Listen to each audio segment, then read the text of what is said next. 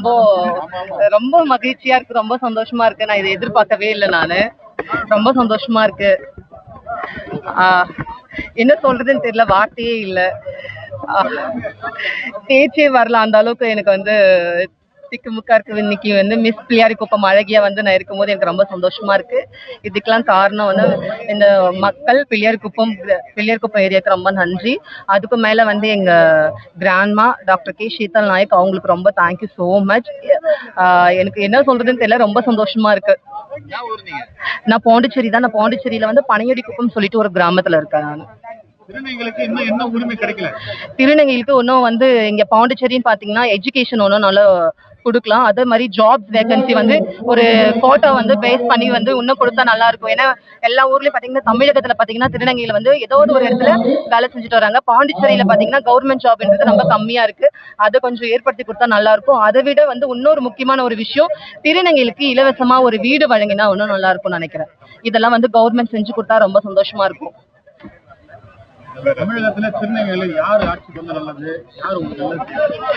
எனக்கு வந்து அதை பத்தி எனக்கு ஐடியா எதுவும் இல்ல. எனக்கு விஜய் வரலாமா இல்ல வந்து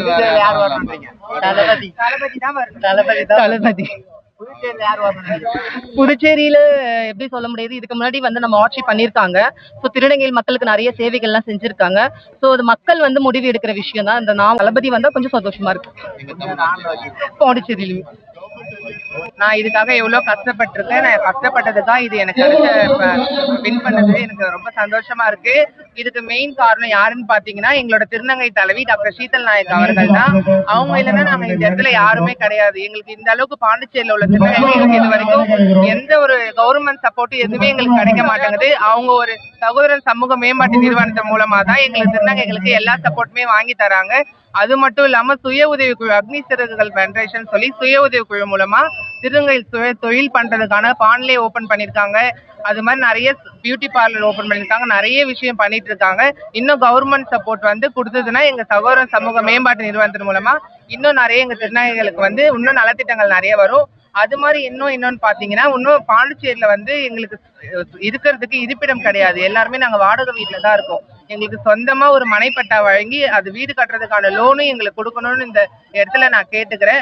அது மட்டும் இல்லாம திருநங்கைகளுக்கு எஜுகேஷன், முக்கியமா எஜுகேஷன் தான். எங்களுக்கு கல்வி இருந்தாதான் நாங்க அடுத்தடுத்த இடத்துக்கு போக முடியும். எஜுகேஷன் எங்களுக்கு ரொம்ப முக்கியமான ஒண்ணு.